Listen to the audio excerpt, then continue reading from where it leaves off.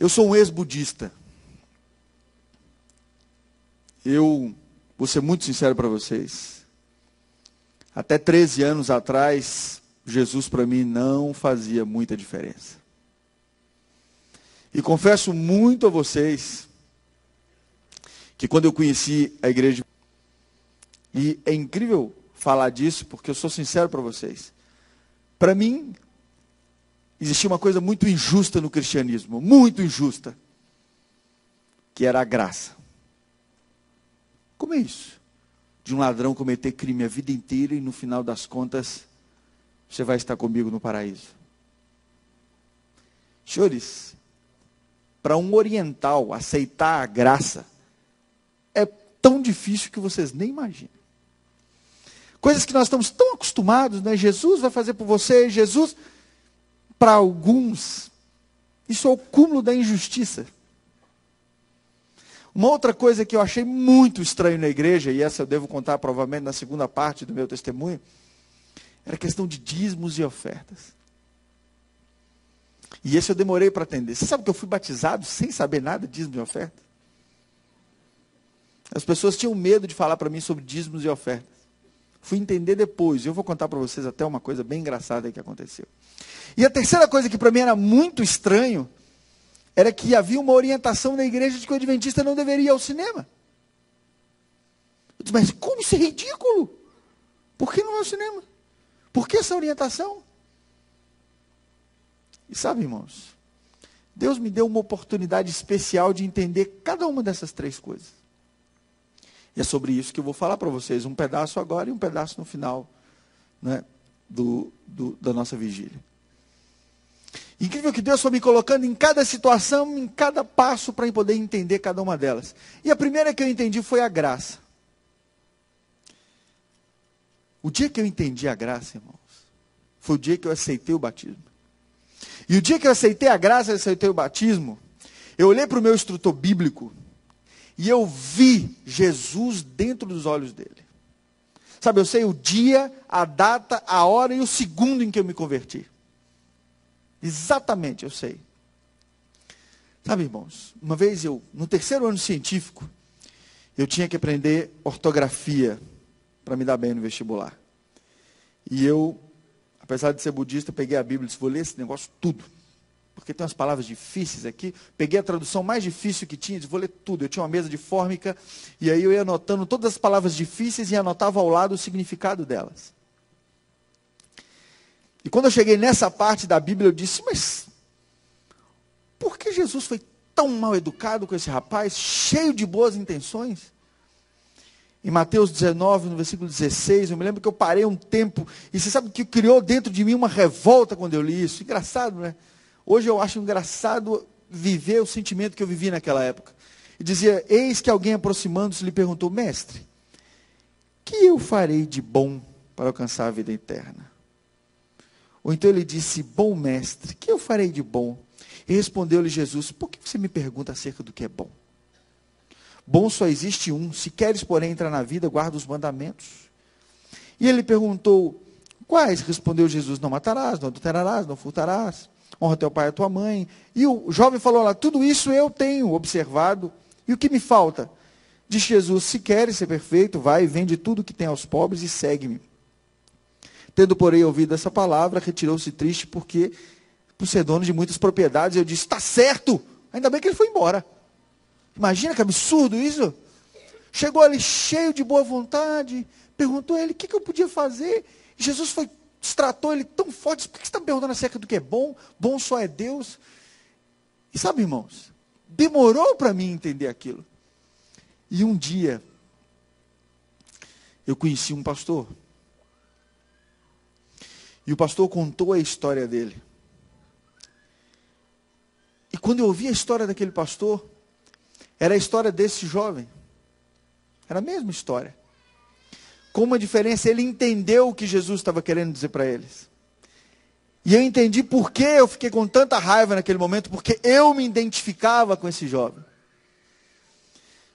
Meu pai faleceu quando eu tinha 14 anos. Com 15 anos eu assumi todos os negócios dele. Com 15 anos eu operava na Bolsa de Valores. Com 15 anos eu já tinha meu carro, já tinha minha independência, já tinha minha casa, já tinha que assumir todos os negócios da família. E tudo o que eu fiz na minha vida, eu construí. Eu construí. Aos 18 anos, eu era um dos maiores distribuidores de café do Nordeste, apesar de ser de Belo Horizonte, apesar de ser mineiro. Distribuía café em toda aquela região. Tinha máquinas espalhadas em vários lugares. Montei 5 cafeterias, muitas lojas, algumas lojas em shopping center. Aos 18 anos eu tinha minha vida totalmente independente. E eu tinha construído as minhas coisas. E na minha religião, naquele momento em que eu me sentia seguro, feliz, estruturado, eu fazia a minha paz. Se eu fizesse alguma coisa de errado, eu tinha que corrigir. Se eu fizesse alguma coisa de certa, aquilo para mim era crédito. Vocês já ouviram falar de karma e dharma? Já viu? Algumas pessoas podem assim, olhar para outras e dizer assim, você é o karma da minha vida, né? Não sabe nem o que está falando. Karma e dharma. Vocês sabiam que a maioria da população mundial acredita em karma e dharma?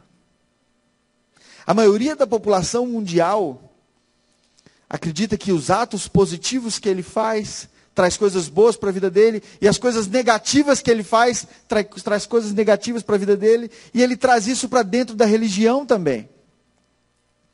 E sabe o que me deixou mais triste? Eu comecei a perceber que dentro do nosso meio, muitas pessoas, sem saber, acreditam em karma e dharma.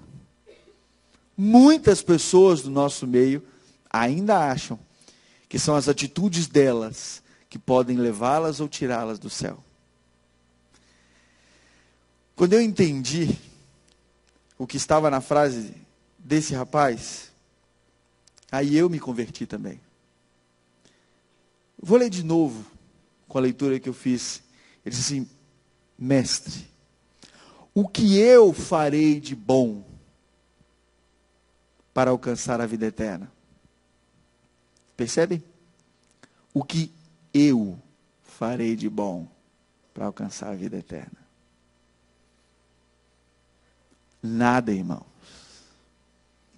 Não há nada que você faça que vai te levar a alcançar a vida eterna. Foi a primeira vez que eu me deparei com uma coisa chamada graça. Não pelo seu poder, mas pelo poder de Deus. Irmãos, o dia que eu entendi que não eram os meus atitudes que me levariam para o céu, não eram os meus méritos que me levariam para o céu, eu senti pela primeira vez paz. Paz. E quando eu senti aquela paz, eu me agarrei àquela paz. Sabe por quê? Quando eu entrei na igreja adventista, eu entrei para tirar alguns amigos meus. Eu não vim para a igreja adventista para ser adventista. Nunca foi minha intenção ser adventista. Eu entrei na igreja e confesso a vocês que eu estudei muito para tirar esses meus amigos da igreja. Muito. Na classe das visitas de sábado eu ficava e a discussão era intensa com a professora. A minha intenção era tirar aqueles meus amigos, mostrar para eles que a igreja era um instrumento de alienação. Que a igreja era um instrumento de manter as pessoas calmas, controladas. Não é? E sabe que eu cheguei para um pastor, vocês conhecem o pastor Moura, na época era o pastor da igreja. Eu disse para ele, pastor, me diga uma coisa, qual é a base da doutrina dos adventistas do sétimo dia? Ele me disse, todo verdadeiro adventista tem que ter lido 71 livros. 71, irmãos. Senão, não é um verdadeiro adventista. Eu digo, pois não, quais são os livros? Primeiro os 66 da Bíblia, eu digo, opa, já avancei bem aí, né? Primeiro os 66 da Bíblia e os 5 da série Conflito. Patriarcas e Profetas, Profetas e Reis, Desejar a Todas as Nações, Atos dos Apóstolos e o Grande Conflito. Então eu comecei a minha leitura, irmãos. Lendo, porque o meu objetivo era tirar aqueles meus amigos da igreja, eu não podia perder tempo, senão a lavagem cerebral para eles seria muito forte, eles não conseguiriam mais sair. Né?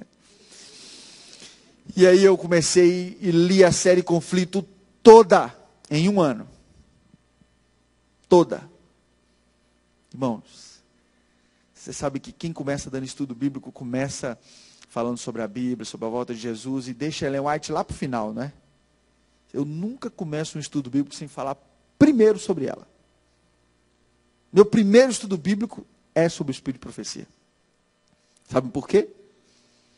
Porque quando eu terminei de ler o Grande Conflito, era impossível não ser adventista do sétimo dia. Sabe, eu passei durante um ano uma luta intensa para aceitar a graça de Deus. Eu era o tipo da pessoa que vocês olhariam e diziam assim, esse jamais vai ser um cristão. Mas foi impossível entender o que estava escrito naqueles livros e não me tornar um adventista do sétimo dia. Eu tenho até hoje, com carinho, viu, pastor Bertotti, a coleção que eu comprei de brochura de um comportor. Né? Eu li tudo em brochura, viu? Aquele brochura com a letra pequenininha. Viu? Você veja a minha sede que eu tinha de tirar esses meus amigos da igreja. Né? Sabe, irmãos, felizmente eu não consegui tirá-los, né? Felizmente eu entrei. Mas eu me lembro que foi muito difícil me deparar com as coisas da igreja e a graça, e eu aceitei a graça, e a graça para mim foi uma coisa, até hoje, graça para mim é uma coisa que eu tenho que estar me policiando sempre. Porque de vez em quando, né, principalmente a gente que trabalha para a igreja, está ali, e aí às vezes muita gente elogiando, inclusive eu queria até corrigir, o maior cargo que eu tenho nessa igreja chama-se Irmão Luíde. Porque foi o dia que eu me tornei o Irmão Luíde que eu aceitei a graça. Esse é o cargo mais importante que você pode ter nessa igreja. É de irmão e irmã. E sabe, de vez em quando eu me policio para não me empolgar, porque o cargo mais importante que eu tenho é irmão e irmã. Porque é com esse cargo que nós vamos para o céu. Amém? E sabe que tinha um pastor na minha igreja. Você sabe que eu creio muito na unção dos pastores. Eu gosto de defendê-los por isso, porque eu creio muito na unção sobre eles. E tem uma parte da Bíblia em Hebreus que diz que Jesus é o fiador dos pastores. Então eu não me preocupo com o erro de pastor. Porque se eles errarem, Jesus é o fiador. Entendeu? Então se um pastor cometer um erro com você, dê graças a Deus, porque é Jesus que vai pagar a dívida. Jesus é o fiador. Depois Jesus se acerta com ele. Mas com você não tem que se preocupar, você tem que confiar. Eu confio cegamente nos pastores. E é por isso que eu sou um bom advogado de pastor, porque eu creio na unção que está sobre eles. Creio na unção que está sobre eles. E vejam que esse pastor olhou para mim e disse assim, Luíde, está tendo um encontro ali, que o campo está organizando ali, que a associação está organizando, e eu preciso que você vá representando a igreja. Imagina, eu tinha 2 meses de batizado, né? E ninguém tinha falado comigo ainda sobre dízimos e ofertas. Então eu não passava assim, para mim era igual a igreja católica, dava uma moedinha ali, o que sobrava, etc. E sabe qual era o evento, irmãos? O evento era o encontro de tesoureiros. E o representante da igreja central nem sabia o que era dízimo. E aí vou eu para o encontro. Né? Eu fui para mais alguns encontros engraçados que eu posso contar para vocês numa outra oportunidade. Fui para o encontro. Cheguei no encontro. E aí eles começaram a falar sobre dízimo. E eu olhei para o indivíduo do meu lado e disse assim, esse dízimo como é? Assim, é 10% mesmo? O cara olhou para mim com aquela cara assim de que... Ele disse...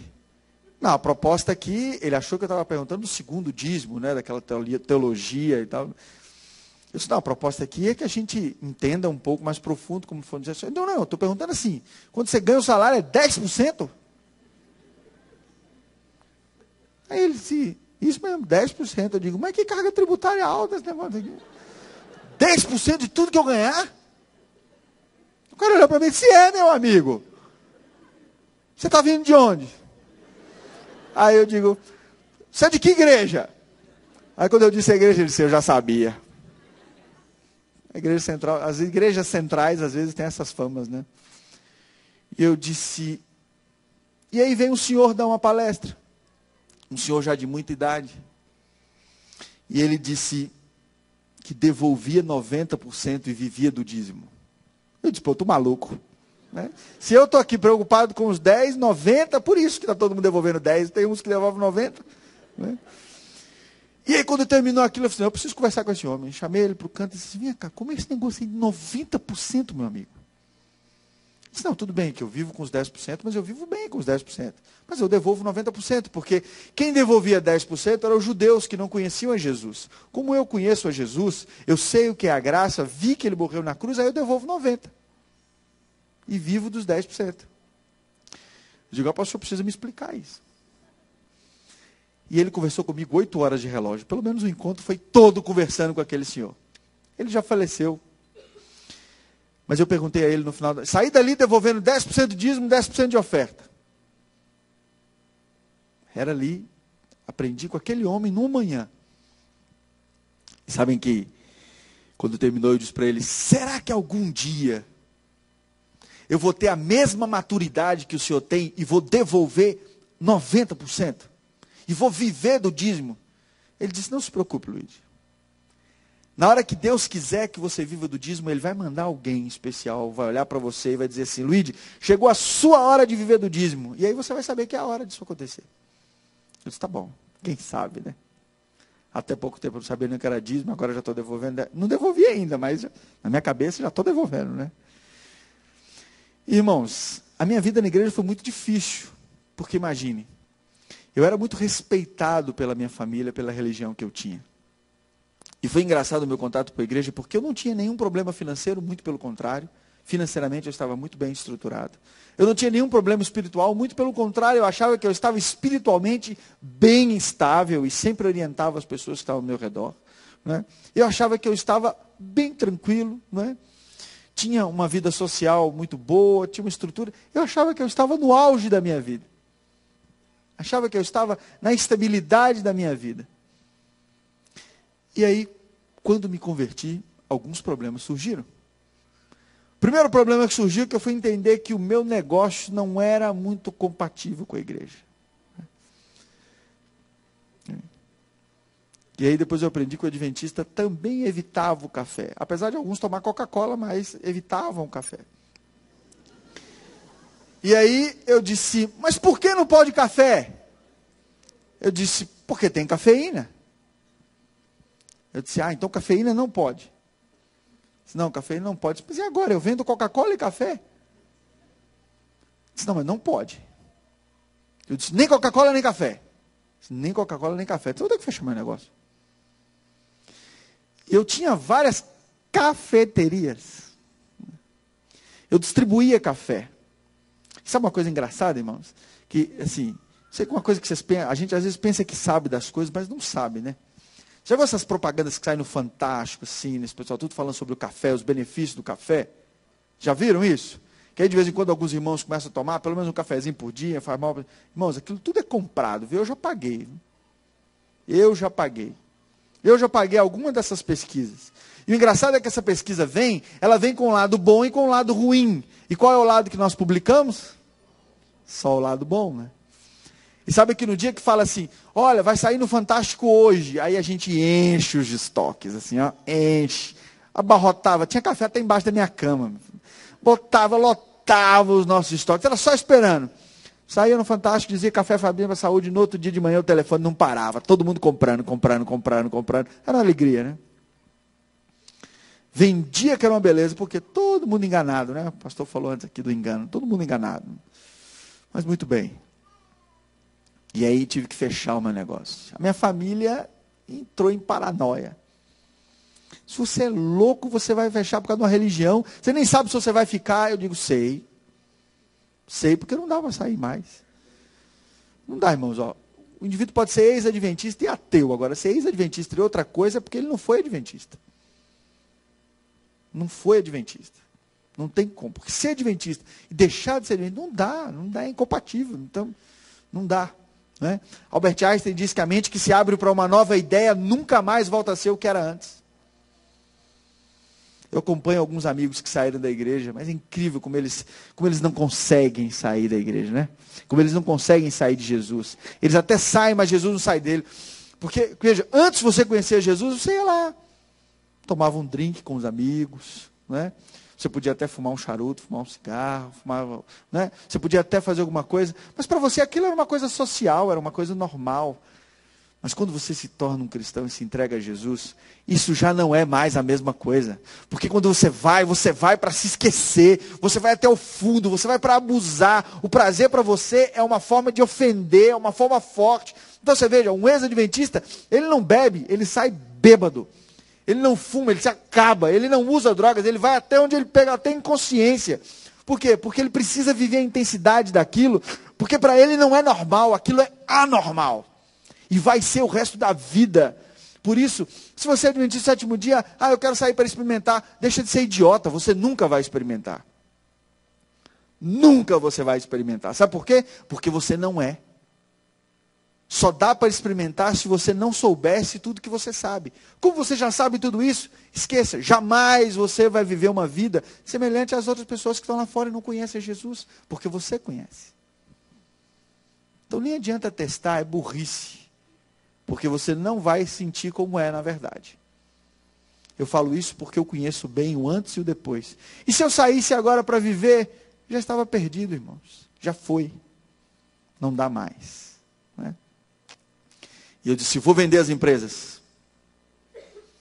Mas como você vai vender? Vou vender.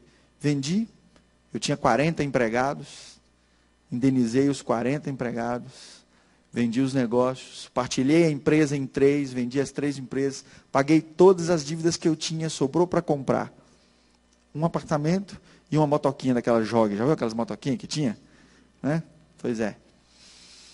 E fui ser estagiário do Tribunal de Justiça ganhando R$140 por mês. Devolvia R$14 de dízimo, R$14 de oferta.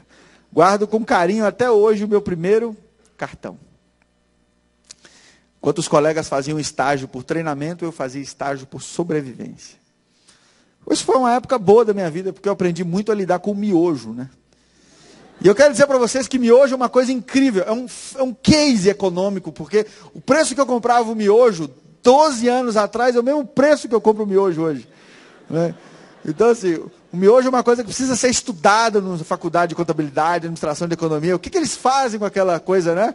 Com aquele alimento tão nutritivo, né? Que tanto tempo não sofreu nenhum tipo de efeito, nenhum tipo de influência. Assim, o negócio. É uma coisa incrível o miojo, né?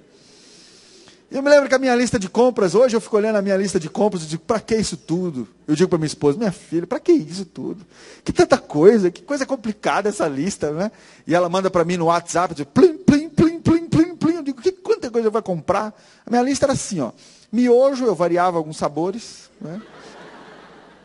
Era fácil. E na sobremesa era biscoito Maria e maisena, para variar. Maria e maisena, Maria e maisena. E era assim. Quando eu queria tomar alguma coisa muito diferente, aí eu comprava uma soda limonada que ficava uma semana na geladeira, assim, né? E aí eu tomava. Às vezes tomava um café da manhã, né? Um pãozinho dormido.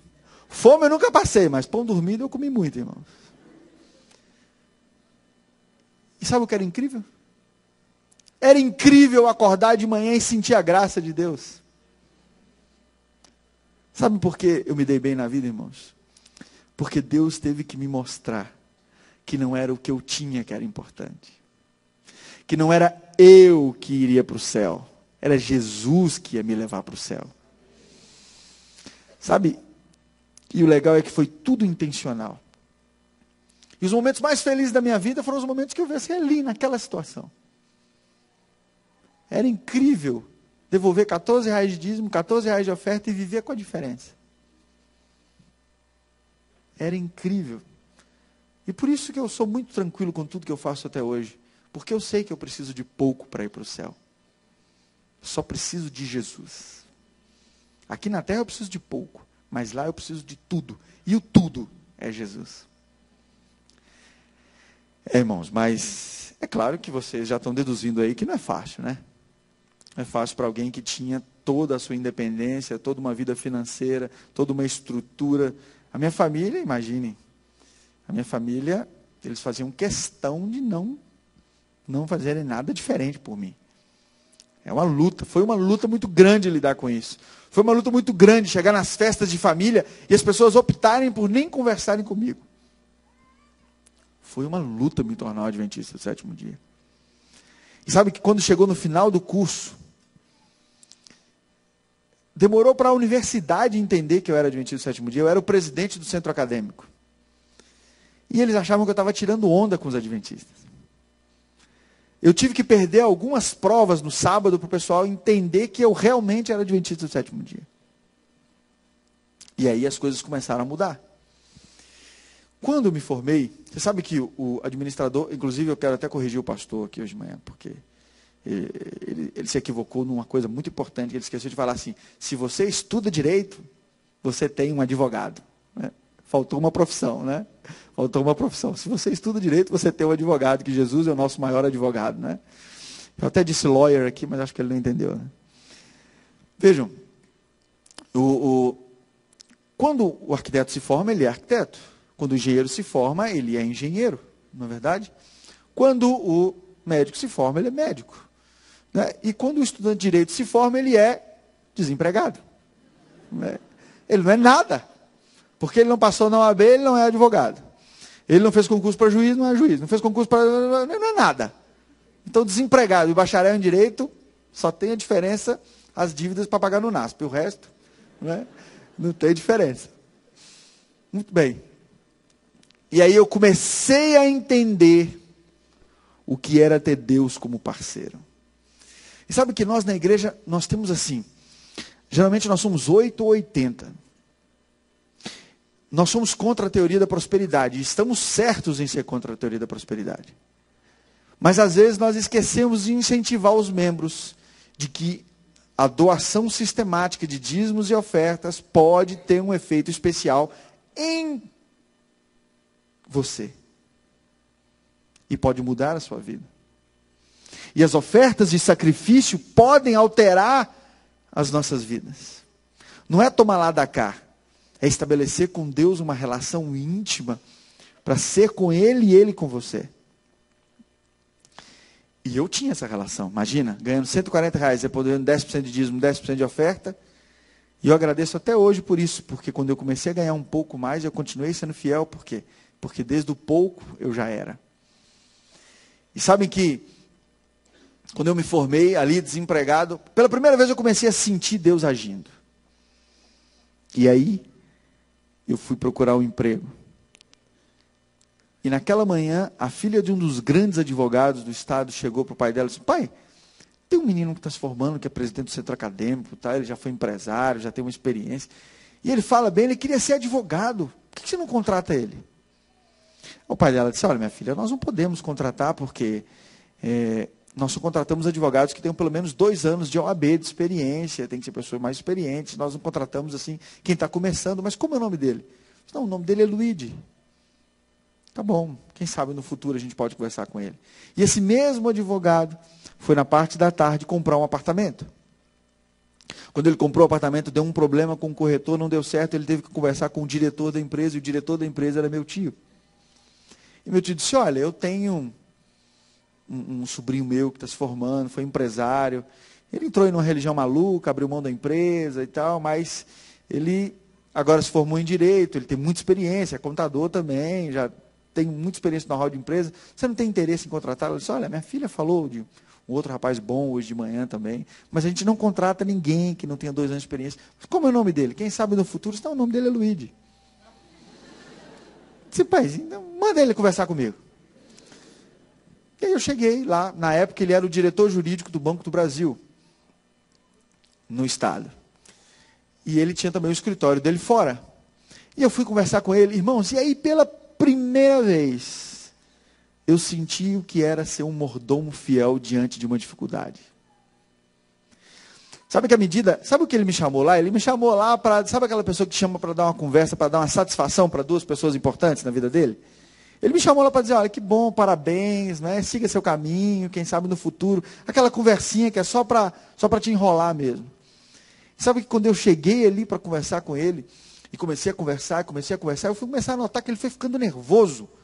Sabe, ele foi começando a ficar nervoso. Sabe quando você está conversando com uma pessoa, ele foi ficando nervoso, e à medida que eu falava, aí ele chamou uma outra advogada, a outra advogada entrou, começou a participar da conversa, ele olhou para ela e disse, e agora? Ela disse, agora você se vira, e saiu, e ele foi ficando ali, tenso, ele disse, é o seguinte,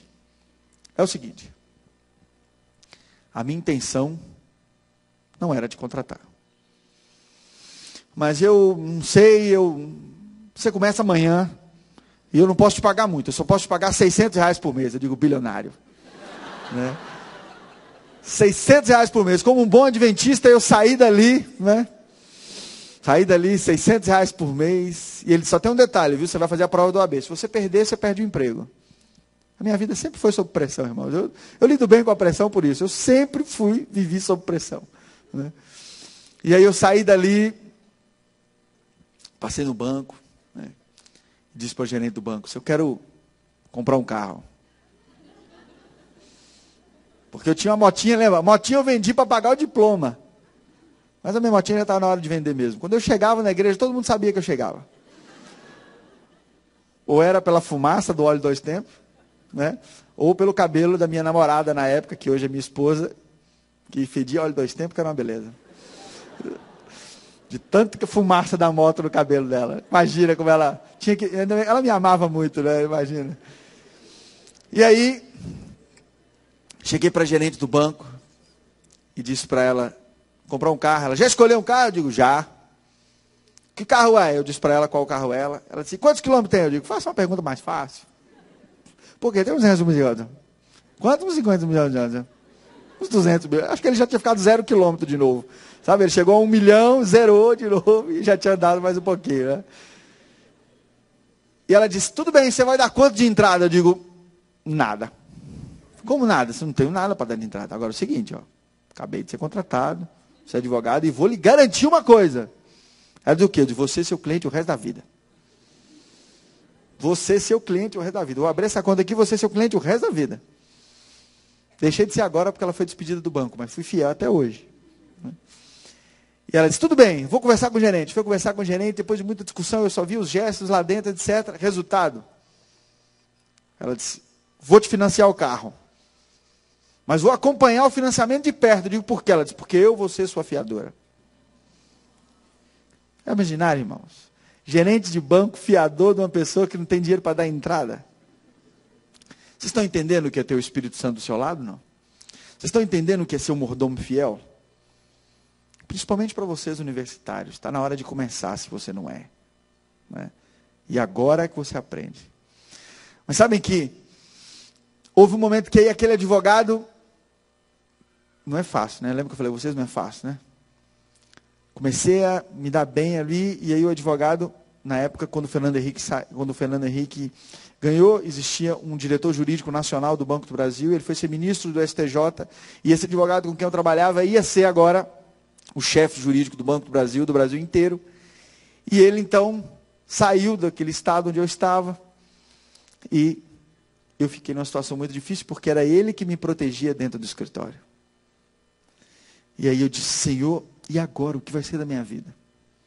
Não tinha como eu permanecer ali. E agora tinha a prestação de R$300 do carro para eu pagar.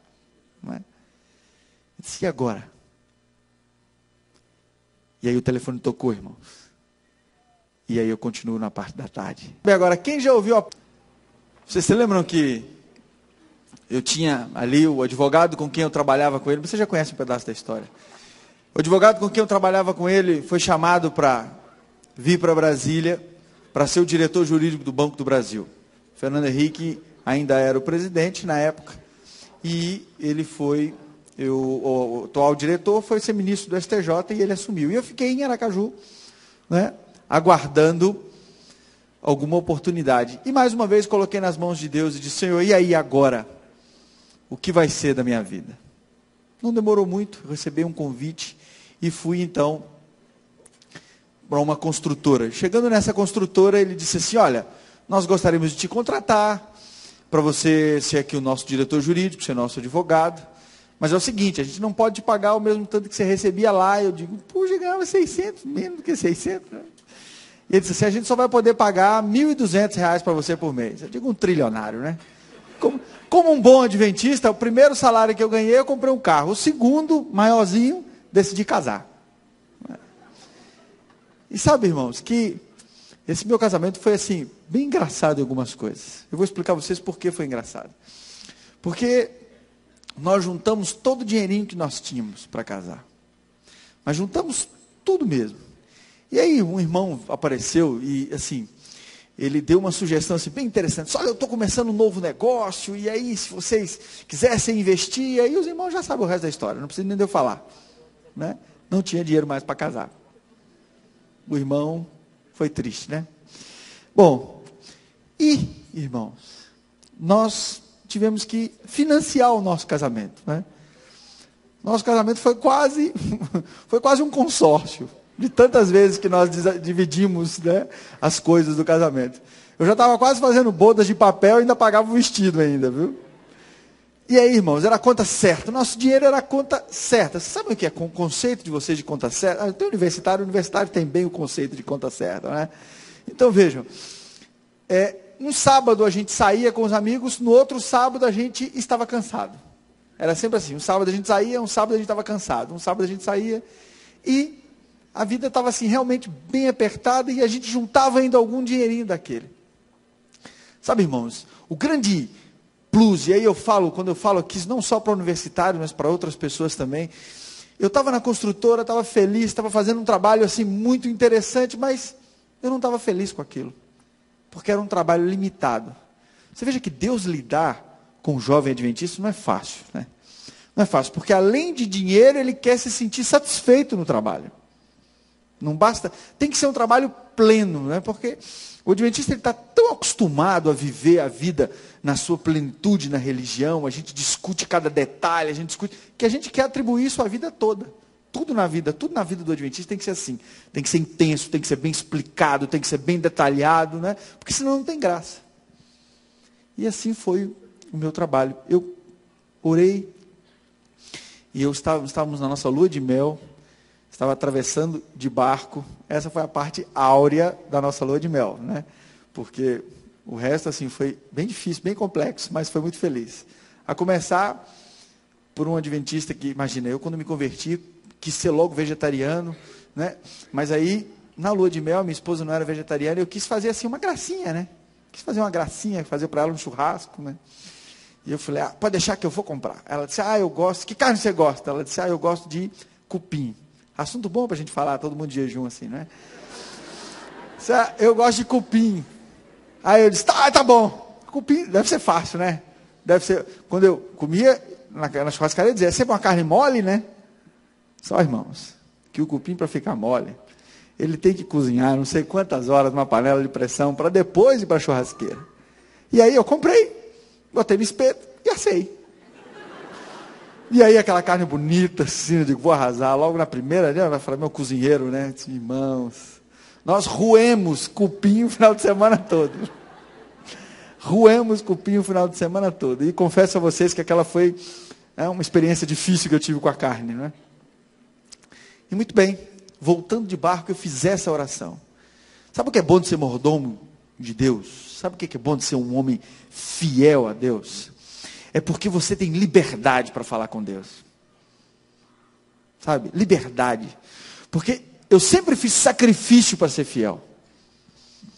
Quando as minhas ofertas começavam a ficar comuns, e entrar na minha rotina, eu dizia, está na hora de uma oferta de sacrifício.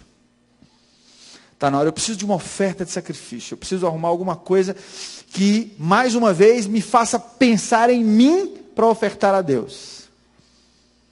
E eu sempre buscava uma oferta de sacrifício.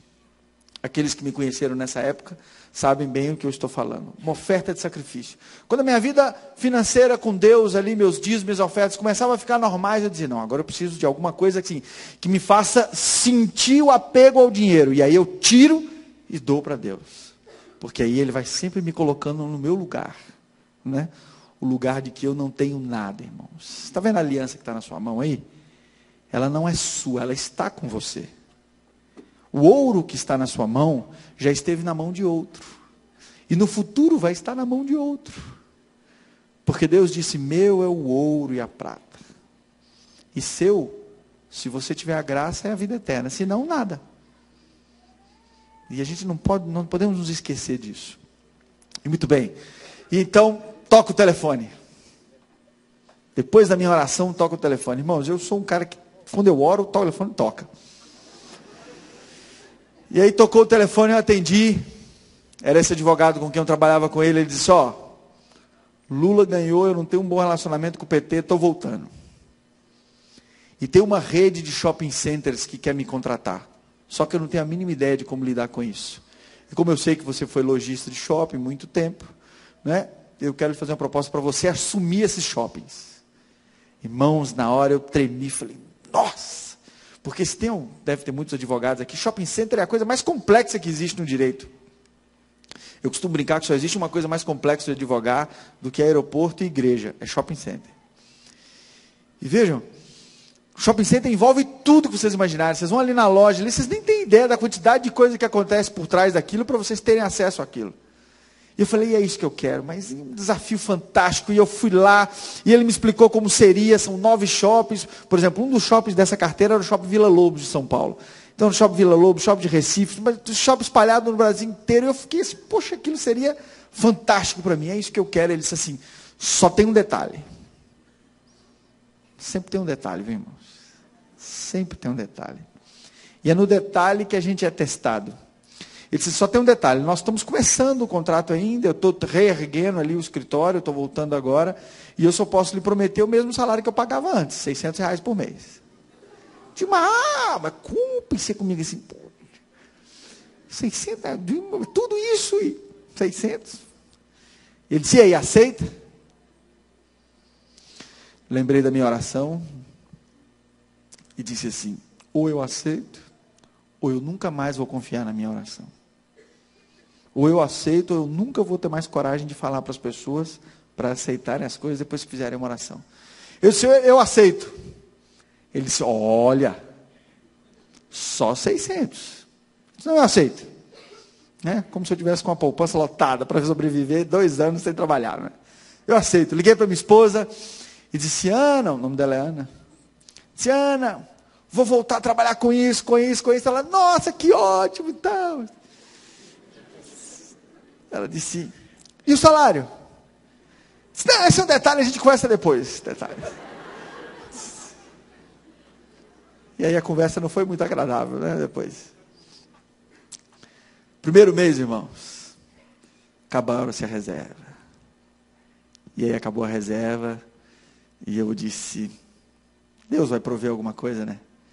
E aí no primeiro mês acabou a reserva, e no segundo mês eu disse, Deus vai prover alguma coisa, e eu entrei no cheque especial. Quando eu entrei no cheque especial, aí foi difícil. Porque eu disse, peraí, Senhor. Como diz um amigo meu, disse, o senhor lembra disso, né? Eu disse para ele, Senhor, aí complica. Porque eu estou achando que eu me equivoquei em alguma coisa. Porque eu nunca vi o servo de Deus passar por essa situação, fiel como eu sou. O senhor me desculpa, eu não estou aqui querendo determinar nada, mas aí eu não estou entendendo o que está acontecendo. E sabem que foi passando aquele tempo, e aí a Universidade Federal abriu concurso para ser professor. Imagina, eu com 7 meses de formado. Hein? Você vê que adventista, como diz ela, né, tem que pensar no melhor. No meu caso, eu fui até um pouco irresponsável, né? E eu me inscrevi, né? E falei, poxa, tomara que ninguém se inscreva, tomara que ninguém se inscreva, tomara que ninguém se inscreva. E todo mundo se inscreveu, irmãos. Cheguei lá, sala cheia, assim, 26 candidatos por vaga. Só tinha uma vaga. E não era uma vaga comum, né? Porque era a vaga do ministro Carlos Brito, atual presidente do Supremo Tribunal Federal, que foi para o Supremo e deixou a vaga na universidade. E eu, com 7 meses de formado, disse, eu quero. Tem que, como diz a minha filha, né? Tem que pedir, né, papai? Quem sabe, né? E aí, irmãos, eu me inscrevi. Só que, do meu lado, tinha uma moça com doutorado em Direito Comercial pela Sorbonne. E ela me perguntou assim, você fez seu doutorado onde? Aí eu disse a ela assim, hã? Ela, seu doutorado? Eu disse, é. Não, eu ainda estou pensando, ainda estou vendo a melhor banca. Eu ainda estava pagando ainda o diploma, como é que eu ia fazer doutorado? Irmãos, então, eu me inscrevi, e aquela quantidade toda de gente, fui embora dali triste, né, porque achando que só eu ia me inscrever, não imagina.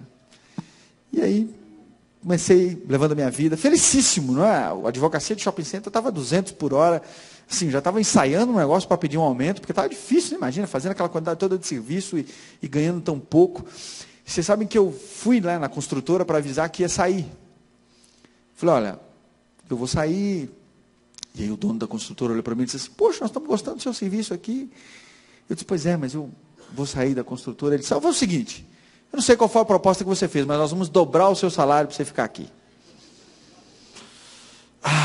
Quando eu pensei em R$ 2.400, irmãos. Pensei em não ficar mais cansado sábado à noite. Né? Ele disse para ele, não, mas eu tenho que agradecer, muito obrigado. Ele disse, a sua proposta foi melhor? Eu digo, foi. Sua proposta foi melhor? Não, mais do que isso eu não posso. Eu digo, tá bom. E aí eu falei com a Ana Karine, e naquele dia, quase nós tivemos um problema sério em casa, né? Mas eu falei com ela, ou eu confio em Deus, ou eu não confio em Deus. Ela disse, mas você tem certeza que você pediu direitinho mesmo? Foi bem pedido? Eu digo, foi. O pior que foi. O pior é que eu pedi exatamente o que eu recebi. Então tá bom. Você sabe que é engraçado, né? Vocês falam ali, olhando para o telão, eu olho para vocês estão olhando para o telão. Isso é uma sensação estranha aqui. Eu vou começar a olhar para o telão também. Mas... E quando eu estava ali, aí eu comecei a fazer um curso de direito administrativo à noite, né? Eu queria buscar alguma coisa diferente. E aí tocou meu telefone. Tocou o telefone, era a mulher da universidade dizendo, a prova é hoje, você não vai vir fazer não? Eu digo, e que horas é o horário da minha prova? Ela disse, não, a prova foi hoje o dia inteiro. Foi a parte, porque, vejam, coisa interessante. Eles tinham aberto para selecionar mestres, doutores, como ninguém tinha se inscrito as outras vezes. Eles então criaram essa prova para professor substituto. E nessa prova, eles davam um peso maior na aula, e não nos títulos. Porque na hora que eu vi a lista de inscritos, eu estava exatamente em último lugar. Título, graduado. Né? Título, graduado, bacharel. Né? E ela disse, você não vai fazer a prova? Eu digo, vou. Ela disse, então eu vou te colocar por último, tá? Eu digo, tá bom, pode me colocar por último. Eu imaginei, pô, mesmo tema, o dia inteiro, esse pessoal ouvindo e eu sou o último, né? Então, vou ou não vou? Eu falei, eu vou. E aí quando eu cheguei lá na universidade, passou um amigo meu por mim e disse, Luiz, você é aqui? Eu digo, pois é. Disse, o que você vai fazer aqui? Eu digo, vou fazer a prova. Ele disse, rapaz, então eu vou para o banheiro para orar por você. Eu digo, vai, irmão, porque ore muito. Fique bastante tempo lá orando, porque... E sabe que eu entrei, aqueles que conhecem lá a universidade tem a sala aqui, fica aqui a secretária e logo aqui fica a sala dos professores, é uma sala separada da outra. E eu entrei naquela sala, ela disse, pode sentar aí, porque o penúltimo candidato já está lá e você vai ser o último. E eu sentei, enquanto eu estava sentado aqui numa cadeira, aguardando a minha vez, entra uma pessoa na sala de aula e disse, professor Luiz, tudo bem? Eu digo, tudo bem, mas eu não sou professor.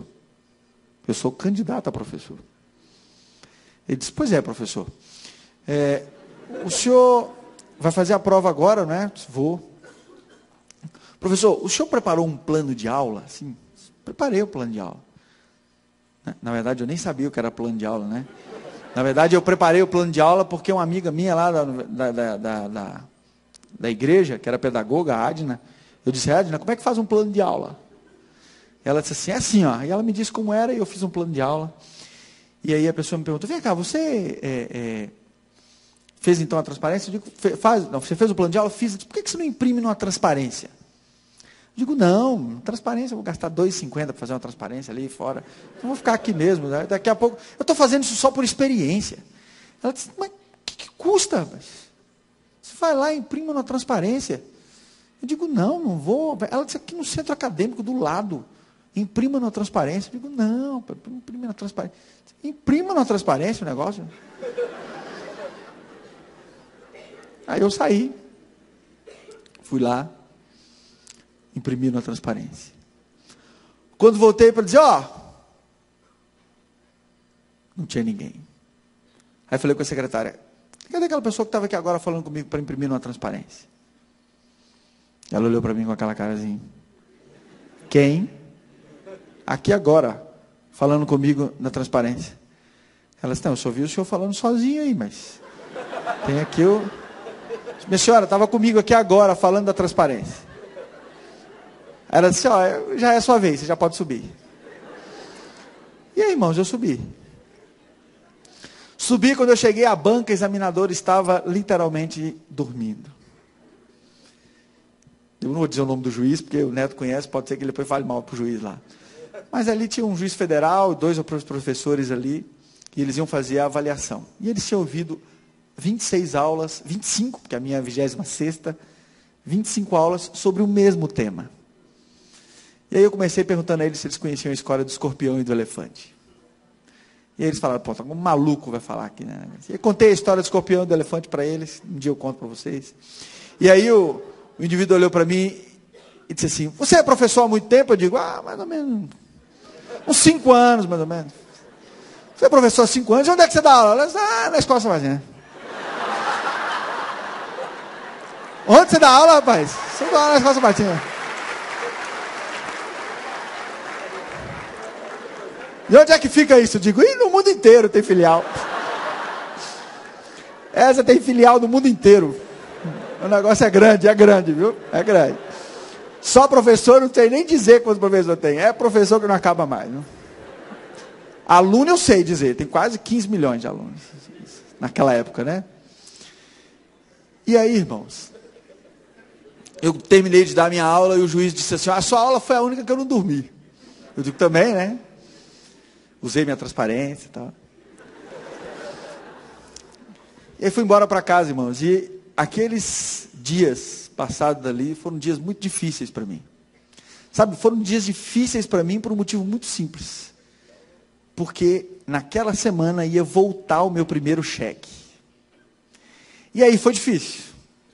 E aí foi difícil porque um jovem de 20 e poucos anos, que devolvia 10% de dízimo, 10% de oferta, do pouco salário que ganhava, eu me achava um mordomo. Meu relacionamento com Deus era e é muito intenso. Eu digo, não posso, eu não consigo crer.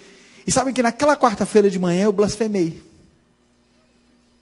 Aquela quarta-feira de manhã eu me acordei, disse, Senhor, eu quero lhe pedir perdão. Perdão porque eu fui um irresponsável, eu devia ter ficado na construtora, o Senhor mandou uma mensagem para mim ainda, me oferecendo o dobro do salário que eu ganhava, e agora está aí com a minha família, vai voltar o meu primeiro cheque, eu não vou conseguir pagar o carro, quer dizer, Senhor, que absurdo, imagina, eu vou dar um mau testemunho para os meus irmãos, vou ficar com o nome negativado, eu queria pedir ao Senhor perdão por ter feito isso, e eu queria que o Senhor me desse uma chance. Eu vou de novo ao dono da construtora, vou dizer que me equivoquei, vou agradecer isso tudo. Na verdade, a gente não tem que ser feliz com o que faz, a gente tem que viver com o que faz, etc.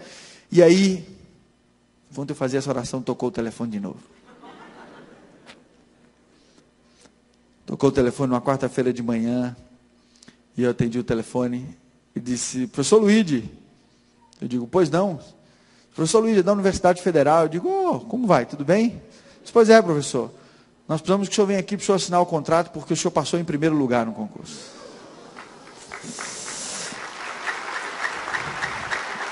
E aí, irmãos, eu fui para a universidade, assim, crente que tinha acontecido algum equívoco, né, irmãos? Imagina. E aí eu fui, o equívoco era meu, né? Depois eu fui entender. E sabe que eu cheguei lá, estava um burburinho ali, viu, Neto? Burburinho na sala de coordenação ali, aquele negócio, que absurdo, o menino passou. Imagina, o menino passou, o menino tem 7 meses de formado, vai entrar na vaga do ministro Carlos Brito. Como é que pode um negócio desse? Não pode, não é possível, tal. E eu fui lá, cheguei e disse, e o que foi que aconteceu aí? Né? O que foi que aconteceu? Eu disse, não, o menino, até que ele deu uma boa aula, parece que ele já dava aula aí em algum lugar, o negócio. Né? Não era nenhuma universidade que ele dava aula, mas já dava aula aí, deu até uma aula boa aqui no negócio, e passou. E o pior é o seguinte, aqui na classificação eu tinha ficado na frente dele, essa mulher tinha doutorado, hein, na França.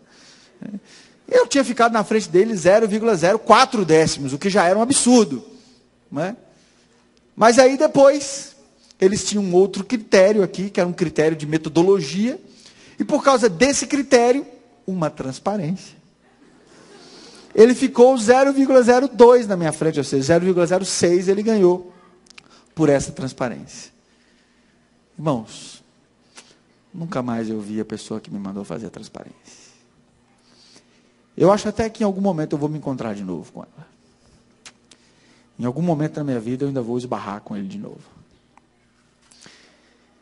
Mas, daquele dia em diante, aí a minha vida mudou, né, irmãos? Porque de recém-formado eu passei a ser professor da Universidade Federal. E aí fui eleito paraninfo em todas as turmas que eu dei aula naquele período.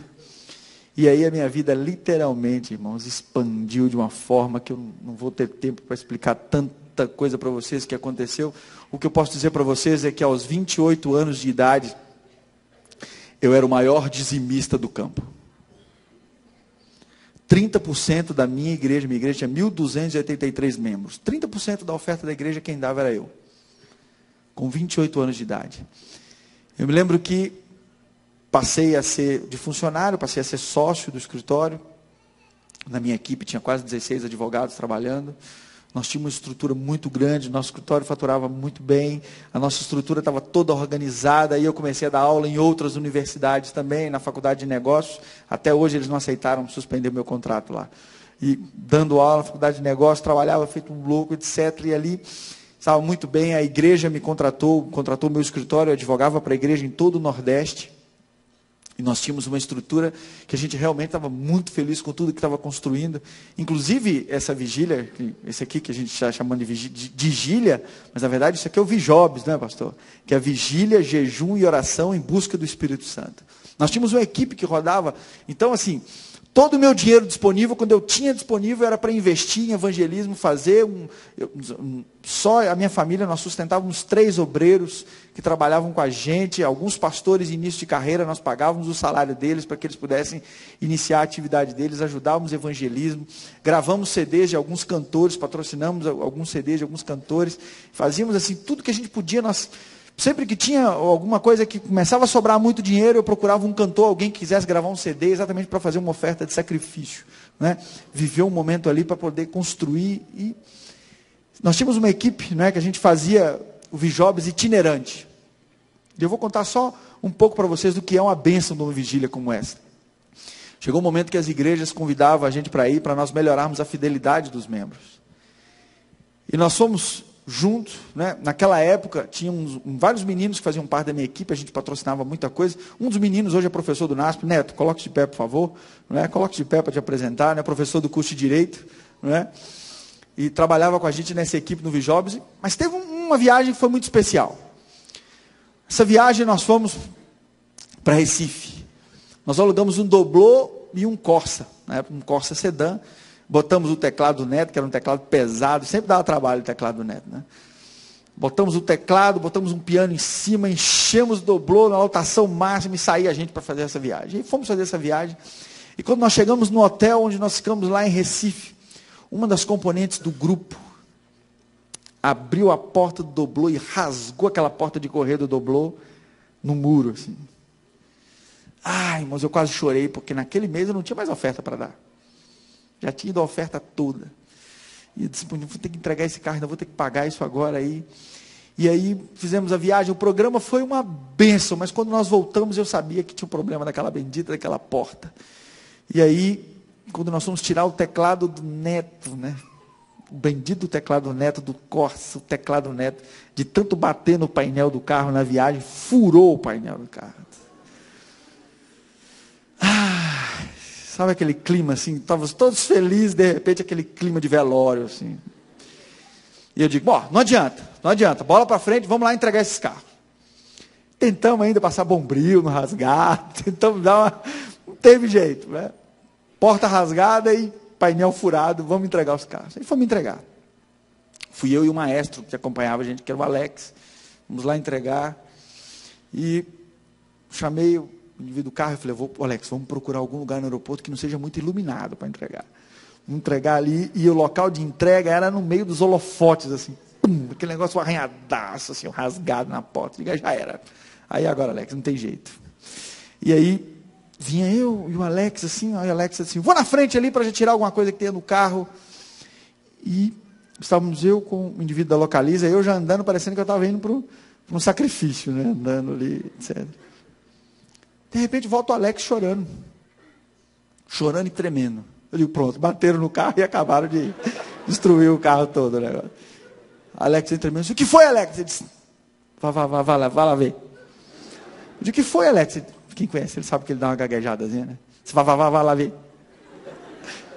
Irmãos, não tinha nada na porta do carro. Quando os meninos viram isso, sabe aquele negócio assim de, eu nunca acreditei que isso podia ser possível? Irmãos, o carro estava intacto. O painel do Celta não, do Corsa, não tinha nada, irmãos. Sabe? Ainda bem que você está aqui, Neto, para ninguém achar que eu sou mentiroso, né? Irmãos, aquilo ali desequilibrou a gente de um jeito, sabe? Abalou a equipe de um jeito que nós começamos assim, naquele dia, a equipe toda entendeu que tinha que trabalhar para a obra. Sabe? O espírito que tomou conta da gente ali foi um espírito tão forte que da nossa equipe viraram 2 pastores, o outro trabalha para a obra, o Neto aceitou o chamado do NASP, e não tinha como, sabe, porque Deus nunca tinha sido tão presente na vida da gente, como aquele simples fato que estava ali, nós vimos, sabe, não era coisa que, não foi coincidência, não foi ninguém que contou, nós vimos, a gente sofreu na viagem por causa daquilo, e nós olhamos para aquele carro ali perfeito, a gente simplesmente, até hoje eu tenho que repetir isso para eu não me esquecer, porque é fácil deixar de acreditar nisso. E aí, irmãos, eu continuei a minha vida. E aí, o desenvolvimento financeiro da minha vida era uma coisa incrível. Era realmente, eu tinha tudo o que eu quis, eu tive. Tudo o que eu quis, eu tive. Aos 28 anos, tudo o que eu desejei, eu tive. E eu lembro que eu estava construindo uma casa na praia. Estava construindo uma casa na praia para mim. Era a casa dos nossos sonhos. A casa do meu sonho, a casa do sonho da minha esposa. E nós fizemos a casa como queríamos. A quadra tinha um lagozinho lá, tinha quadra de squash, tinha um negócio. Uma estrutura bem legal, num condomínio fechado. E aí eu me lembro o dia que eu coloquei a mão no ombro da minha esposa. E disse, Ana, a gente tem mais do que a gente precisa, né? Quem sabe, acho que está na hora da gente arrumar uma outra oferta de sacrifício. E disse para ela, mas uma coisa é boa, né? Essa é a casa onde nós vamos morar o resto das nossas vidas. Quando eu disse isso para ela, colocando o último rodapé, tocou o telefone. E aí tocou o telefone, era o tesoureiro da União Nordeste. Disse assim, tem 2 pessoas aqui em Recife que eu preciso que você venha agora para conversar comigo. Eu digo, pois não, eu vou. Cheguei lá, estava o pastor Ayrton e o pastor Marino. Algumas pessoas até pensam que eu já conhecia o pastor Ayrton há mais tempo, mas eu conheci o pastor Ayrton ali naquele momento. E o pastor Ayrton me disse assim, Luíde, nós temos um desafio para você. Eu disse, pois não, pastor. Eu estou aqui para... Tem uma coisa nessa igreja que eu estou especialista em desafios, né? E ele disse assim, é o seguinte, doutor Erixo, doutor Misael, cadê o doutor Misael? Doutor Erixo, doutor Misael, estão no momento de se aposentar. E nós precisamos de achar um substituto. Faz mais ou menos uns 6 meses que nós estamos orando. E em oração Deus mencionou o seu nome. Eu disse, tá bom, pastor.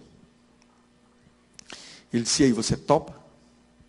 Eu digo, pastor, eu estou à disposição da igreja. Sem nem saber o que eu estava falando, né? Se eu estou à disposição da igreja, veja, eu estou disposto a fazer, não tem problema, eu já advogo para a União Nordeste com o meu escritório aqui, eu amplio o escritório e vai advogar para a divisão também. Ele disse, não, você não está entendendo. Na verdade, a gente quer um pouco mais de você, mas nós não vamos falar disso agora, a gente só queria saber se você topava. Né? Então, já que você disse que topa, nós vamos marcar lá em Brasília. E você vai lá em Brasília e a gente vai conversar, é um desafio como você nunca teve na sua vida, etc. Eu digo, não, pastor, eu já tenho muita experiência jurídica. Ele disse, mas essa é um pouco diferente. Não é? E aí eu fui, marquei para Brasília no início de dezembro de 2008. Eu estive lá, me encontrei com o doutor Misael, me encontrei com o doutor Erich ali, nós conversamos algumas coisas. E aí eles me chamaram para uma reunião fechada, estava o doutor Erich, o pastor Marino, o pastor Ayrton, etc. E aí começaram a falar para mim de tudo que eu ia fazer. Disseram, olha, você vai ser responsável por 8 países, tem uma equipe na época de 20 advogados, hoje nós temos 100, mas na época era uma equipe de 20 advogados, você vai coordenar esses 20 advogados para trabalhar em toda a América do Sul, tem os 8 países. Você fala inglês? Eu digo, inglês fala. E espanhol? Não. Você vai ter tempo, uns 6 meses para aprender, mais ou menos. Né? E aí, disse, é o seguinte,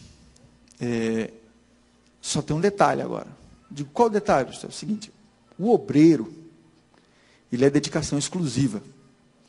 Eu disse, como assim, professor, dedicação exclusiva? Mas eu já sou um adventista, né? O adventista ele já é dedicado a Deus, tudo meu é dedicado a Deus. Ele disse, não, é assim, é tudo mesmo. Como assim tudo mesmo? Eu disse, você vai ter que vir ser missionário da igreja, você vai ter que vir para Brasília e você vai ter que abrir mão de tudo que você tem. Eu digo, tá bom, fiz os cálculos, né? Abri mão de tudo que eu tenho, 8 países, uma equipe de 20 advogados, responsáveis, eles vão pagar uns 100 mil por mês, né? Fiz as minhas contas todas. E aí eu disse, pastor, me desculpa só fazer a pergunta, mas eu preciso saber como é essa questão da remuneração. Eu disse, não, o diretor jurídico da divisão recebe 110 pontos na escala. Eu digo, 110 deve ser 10% a mais do que... Não? E eu disse, pastor, assim, desculpe ainda, insistir um pouco mais na pergunta, eu não gosto de discutir salário assim, tudo, mas o que isso significa?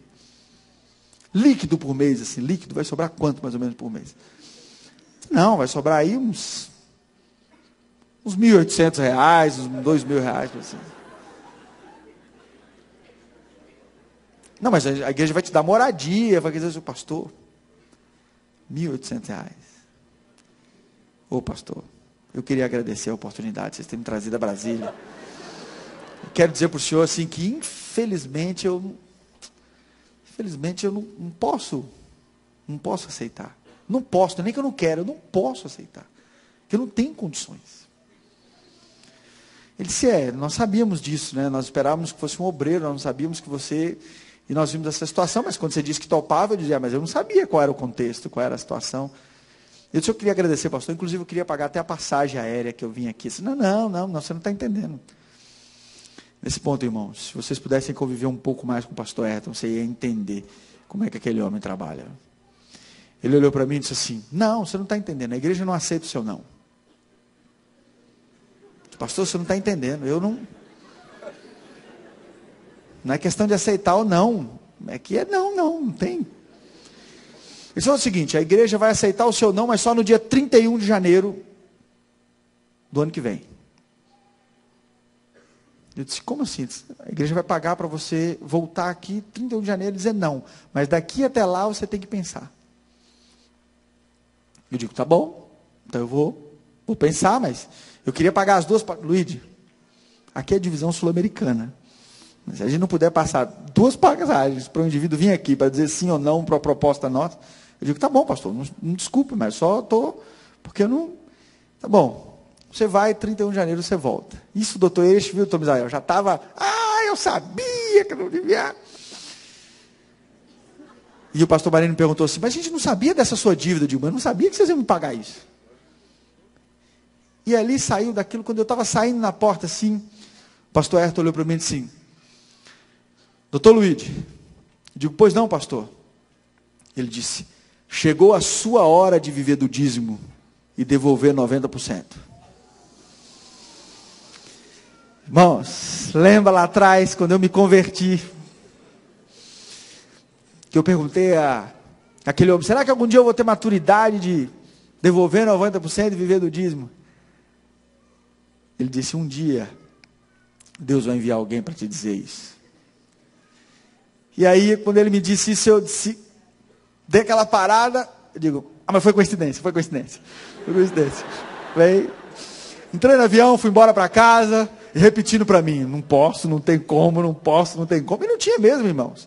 Veja, só a dívida da casa que eu tinha para pagar, com o salário que eu ganhava, eu pagava tranquilo. Mas estava financiada para 7 anos, eu não tinha chance nenhuma de ir, não tinha como. E sabe que cheguei em casa e foi uma via sacra, porque essas coisas espalham rápido, né? Incrível. Uma via sacra de gente lá em casa para eu não aceitar. Não aceito. Alguns iam lá e diziam assim, você não sabe o que é a obra. Viu? Você não sabe o que é a obra. E sabe, irmãos, eu queria só fazer um corte epistemológico aqui para falar com vocês. A obra é exatamente aquilo que eu esperava que ela fosse desde que eu devolvi o meu primeiro dízimo nessa igreja. É muita seriedade, é muita organização. Pode haver falhas? Pode, como toda estrutura humana pode ter, irmãos. Mas hoje um dos principais trabalhos que eu tenho no departamento jurídico é exatamente fiscalizar, junto com uma equipe grande de auditores, a aplicação do dízimo. É tudo feito com muita seriedade, com muita coerência, de tal forma que se eu saísse da obra hoje, eu continuaria fiel do mesmo jeito, tendo visto tudo por dentro, como acontece, eu continuaria sendo o mesmo homem. E a obra é exatamente aquilo que eu esperava que ela fosse e sempre foi. E eu já vi tudo o que acontece, irmãos. Não tem nada de livro preto, nada de coisa escondida, não tem nada disso. Pelo contrário, é transparência total. Qualquer um de vocês quiser ir lá, nós mostramos tudo para vocês. Tudo. Inclusive meu contra-cheque, tudo. Mostro para vocês. Não tem problema. A gente trabalha sempre com muita transparência para a igreja, exatamente para que o membro possa ser fiel e não tenha desculpa de não ser fiel porque não confia na igreja. Muito bem. E aí todo mundo ali dizendo para mim, não vá, não vá, não vá, não vá. Pastores, amigos meus, não vá. Outro amigo, não vá. Todo mundo não vá, não vá. Porque todo mundo já sabia o trabalho que a gente fazia, já era um ancião, já era um negócio. Neto disse, não vá. Todo mundo disse, não vá. E hoje eu digo, vá, Neto, vá. Né? Todo mundo dizia, não vá, não vá. Os meus amigos todos. E aí foi um amigo meu, dizia assim, ó, saiu de Salvador, foi para lá e disse assim, vim aqui só para ter certeza que você não vai. Eu disse para ele, mas eu vou lhe contar uma história. E aí contei a história para ele. Ele disse, epa, aí é diferente. Eu digo, diferente o quê? Ele disse, não, mas aí você tem que fazer uma prova com Deus. Como assim? Porque se Deus submeteu essa situação toda, você tem que fazer uma prova com Ele para saber se é vontade que você vá ou não. Eu digo, mas como que eu vou fazer prova? Se Ele disser que é para eu ir, eu não vou ter dinheiro para ir. Não, você tem que fazer uma prova. Eu digo, então tá bom, eu vou fazer uma prova. Só antes dessa prova, você ainda pode me dar mais 5 minutos para eu falar a questão do cinema, não? Porque eram as 3 coisas que eu falei, né? Posso ainda não? Quem é o chefe? Quem é o chefe? Posso? Lembra que eu falei com vocês que a voz do povo, né, pastor? A voz do povo. Né? Sabe que eu falei com vocês que eu tinha 3 dificuldades na igreja adventista, né? Dificuldade número 1, a graça. Dificuldade número 2, a fidelidade. E o problema número 3 era o cinema, que eu não conseguia entender, irmãos. Por que nós tínhamos essa bobagem, né? Bobagem, agora no cinema. E aí, todo falava que era bobagem, isso é bobagem. Até um dia que um pastor falou comigo assim, olha, você está falando aí que é bobagem, mas está escrito no Espírito de Profecia. Eu digo, não. Porque veja, podiam falar qualquer coisa comigo. Agora que o Espírito de Profecia estava errado, aí era briga comigo. Eu digo, onde? E aí ele me passou as referências e eu fui ler. Não, mas está escrito aqui teatro, não é cinema. E depois eu comecei você sabe, né? Quando o Espírito Santo começa. E aí eu comecei a pesquisar. Imagina, eu era advogado de shopping center, irmãos. Eu nunca paguei para ir ao cinema na minha vida. Eu assistia 6 filmes por dia. O pré-lançamento chegava, recebia um chamado do cinema para ir assistir primeiro que todo mundo, naquela sala restrita que só assiste, né, aquelas pessoas chiques. Muito bem. E o filme chegava, eu ia lá para assistir. E aí agora, se mesmo adventista, eu digo, não, mas eu ainda vou ainda, porque eu acho que isso é só, não tem, acho que isso é bobagem, isso é uma coisa desatualizada. Né? Eu dizia, como todo mundo diz, né? Isso é uma coisa de antigamente, que os cinemas eram aquelas coisas ruins, que as pessoas iam para namorar no cinema, etc. O problema não é o lugar, o problema é o filme, se escolher bem o filme, aquelas várias desculpas, né, que a gente ouvia por aí e tal. E eu tinha aquilo como certeza absoluta, isso é bobagem e tudo. E aí, irmãos, eu comecei a estudar mais sobre o cinema. E aí eu fui eleito ancião da igreja. Um dos anciãos mais jovens que tinha lá na nossa igreja. E aí agora complicou, né? Porque ancião ir ao cinema violando o manual da igreja não podia, né? Eu digo, agora eu não posso ir mais. Mas não posso ir porque eu tenho convicção. Não estou indo porque eu sou ancião e não posso dar mau exemplo. Nem que eu ache isso que seja mau exemplo, mas não posso ir. E sabe que eu parei de ir. Mas quando eu parei de ir, aí eu cheguei à conclusão de que eu ia mudar a igreja, né? Engraçado, é aquilo que a gente não concorda. Não, eu preciso, então, já que eu tenho tanta experiência nessa questão de cinema, de negócio e tal, acho que está na hora de alguém começar a mostrar para a igreja que eles estão equivocados nisso. Sabe que eu comecei a pesquisar. E a primeira coisa que eu descobri é que na época de Ellen White, cinema chamava teatro. E aí eu já comecei a ficar preocupado. O cinema sempre foi chamado de teatro elétrico. Tanto que vocês têm em casa um home theater. Né? Vocês têm um teatro em casa. E sabe que algumas coisas que eu achava que era comum, comecei a estudar aquilo, comecei a estudar sobre o cinema, e as pessoas diziam, mas quando Ellen White morreu, nem filme tinha uns 60 filmes antes de Ellen White morrer. E ela sempre falou expressamente sobre a questão do teatro elétrico, ela sempre descreveu o cinema, e aquilo era complicado para mim, mas eu ainda rejeitava aqueles argumentos ainda. Até que eu fui contratado. E aqui, não quero me pedir a referência disso, porque, por isso que eu só falo disso em testemunho. O pessoal da casa me pediu para eu escrever isso. Eu disse que eu não podia escrever, porque eu não posso citar a fonte, porque eu fui contratado como advogado dessa rede de cinemas. E como é uma rede muito grande, eu assinei contrato de confidencialidade, etc. Ainda estou vinculado a ele, não posso revelar a fonte, mas como testemunho eu posso falar, porque é a minha opinião. Né? E eu não falo nada negativo contra eles, muito pelo contrário. Para eles é positivo. E aí, irmãos, fui contratado, na época, o Ministério Público. Não sei se você se lembra dessa campanha. O Ministério Público Federal e Estadual tinha feito uma campanha para não vender bebida alcoólica para menor. E eles estavam chamando, fazer uma licitação, uma audiência pública, para organizar uma licitação com os meios de comunicação, para ver quem assumiria aquela propaganda. E o cinema, eu sei aqui que ninguém nunca vai ao cinema, nem nunca foi, mas eu vou explicar a vocês como é. É assim, antes do filme tem algumas propagandas. Né? Antes do filme tem algumas propagandas. E essa rede de cinema estava se especializando nessas propagandas, fazendo propagandas com a mesma qualidade de filme. Mesma qualidade de filme. E então fui contratado para representar, nessa época eu era professor de Direito Administrativo, tanto da Universidade Federal quanto da Faculdade de Negócios, e fui lá para ser, como advogava para shopping também, fui lá para ser o representante deles nessa licitação e dar toda a assessoria jurídica para eles. E na viagem, a audiência pública ia ser feita num resort lá, chamado Fazenda Boa Luz, nós fomos para esse resort. E no caminho, o diretor de marketing dessa empresa, que por acaso é um brasileiro, mora nos Estados Unidos, mas era um brasileiro, tinha vindo para participar disso, essa expansão na América do Sul, ele me disse, doutor, nós temos aqui um dossiê para te apresentar, são várias sessões, mas nós precisamos que o senhor estude bem a sessão 5, porque vai ser a sessão que vai lhe dar o argumento para você justificar que é mais importante fazer essa propaganda no cinema, para fins de trazer essa cultura para as pessoas, do que nos outros meios de comunicação. Eu digo, tá bom, pois não. E aí, irmão? E aí? Se a Ellen White estivesse viva, ela ia me dar um tapa na cabeça. Porque eu duvidei do que ela tinha falado. Como se ela, eu acho que ela ainda vai me dar esse tapa ainda, se Deus quiser. Tomara, né? Acho que ela... Você sabe que nós vamos ter 3 surpresas quando chegarmos ao céu, né? A primeira surpresa que você vai ter é que você não vai ver no céu pessoas que você tinha certeza que estariam ali. A segunda surpresa que você vai ter é que você vai ver no céu pessoas que você tinha certeza que não estariam. E a terceira surpresa vai ser você estar vendo tudo isso. E Ellen White, então... Ellen White não, né? Ellen White falou mais tempo. E ele me disse, lê aqui essa sessão 5. E eu comecei a ler, irmãos. E eu, claro, vou fazer um resumo aqui, porque isso é uma palestra inteira. Eu vou só fazer um resumo para vocês da estatística aqui. E aquela palestra dizia, aquele estudo científico que foi feito ali, falava da influência dos meios de comunicação sobre nós e da nossa capacidade de defesa. E eles criaram alguns critérios para medir aquilo ali e chegaram ao ponto de uma estatística.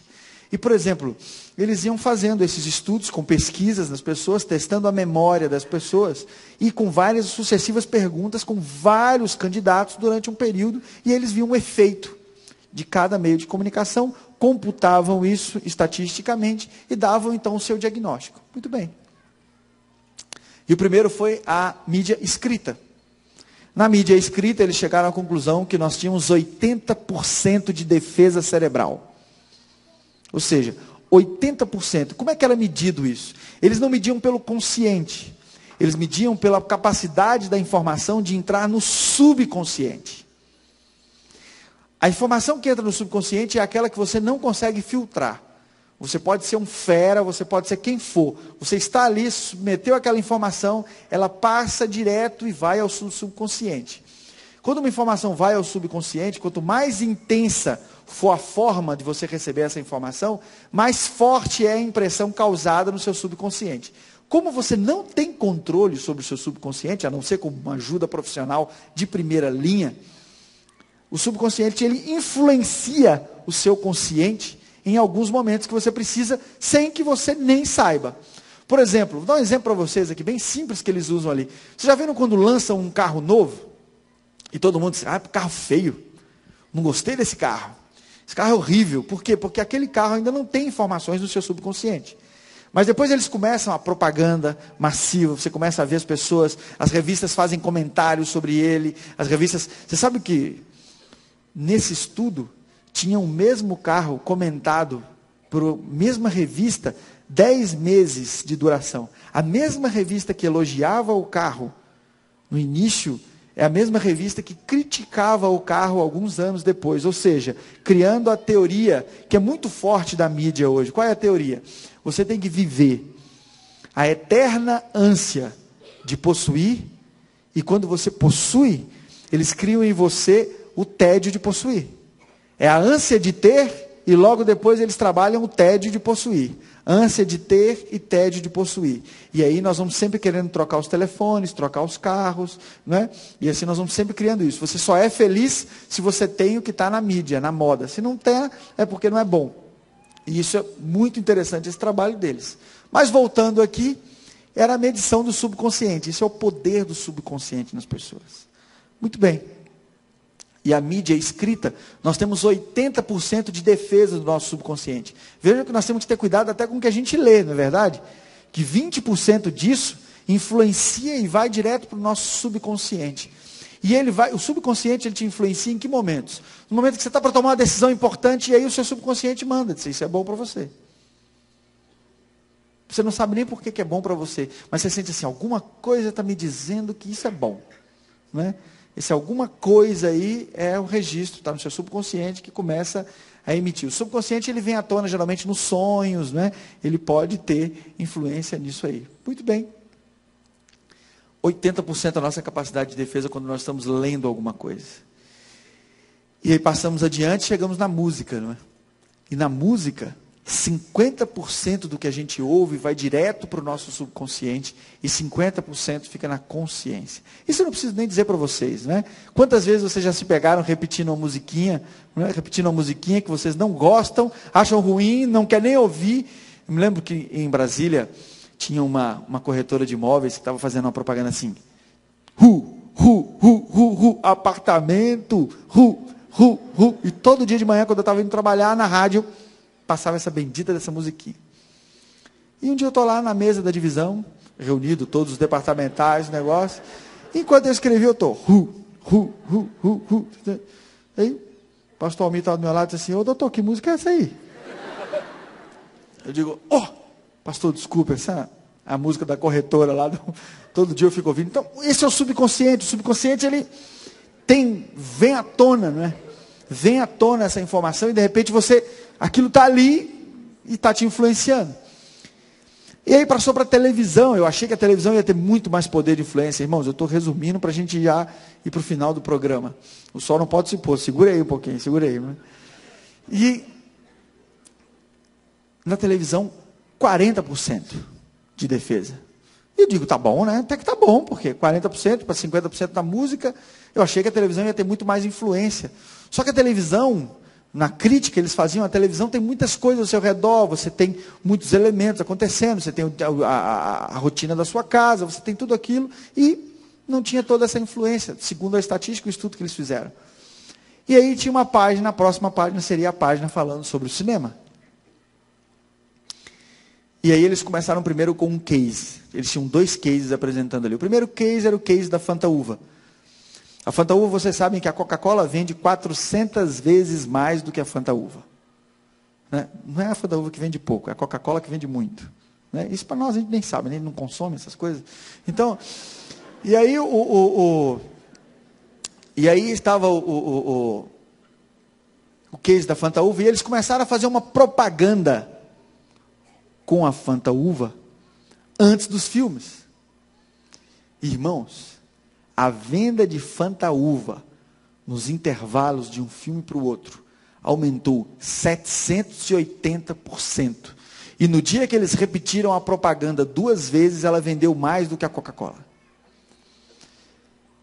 Depoimento recebido das pessoas que estavam lá fora. Os pesquisadores estavam vendendo para registrar exatamente. A pessoa pedia Fantaúva, ela disse, por que você está pedindo Fantaúva? Ela disse, não sei, eu vi aqui Fantaúva, me deu uma vontade de tomar Fantaúva.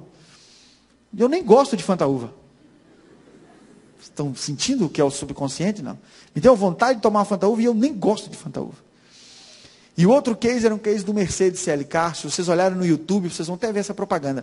É uma criancinha, ele pega uma Mercedes miniatura, 1x18, e coloca na terra, enterra e começa a aguar. Né? E ele olha para o lado e vê a Mercedes do pai dele. E aí a Mercedes solta a frase, né? Mercedes CLK 200, padrão de juventude. Né? E aí aumentou 400% vezes mais um carro que estava encalhado na Mercedes. Então vejam, esse era o poder da influência. E eu digo, tá bom, então vamos ler agora a estatística. E eles falaram lá, poder de defesa do subconsciente no cinema, 2%. Preciso falar mais alguma coisa, irmãos? No cinema, o acesso das imagens que vocês estão vendo é de 98% acesso livre ao seu subconsciente. Ou seja, não é um lugar para assistir nem Paixão de Cristo no cinema. O problema não é o filme, o problema é o lugar. Não por pornografia, não porque tem gente fazendo sexo lá dentro, não porque tem gente namorando lá dentro, não porque entrou um menino e metralhou. Isso sim também, né? Isso sim também, é melhor evitar. Mas a influência no seu subconsciente, irmãos, ela vai direto. Aí algumas pessoas dizem, podemos usar para o evangelismo? Seria ótimo, né? Seria ótimo. Mas nós não temos essa garantia, irmãos. E aí você fala assim, não, mas isso não é o meu caso, eu sou um crítico de cinema, eu sou uma pessoa que tem influência. Você não está entendendo, amigo. Não é você com a sua inteligência que vai barrar, não, vai. E aí eles citam uma série de motivos, um dos motivos é o ângulo da tela, que desde o princípio é calculado para absorver todo o seu campo visual, é o sistema de som que cada dia mais está se aperfeiçoando, e é o fato do cinema ser um evento.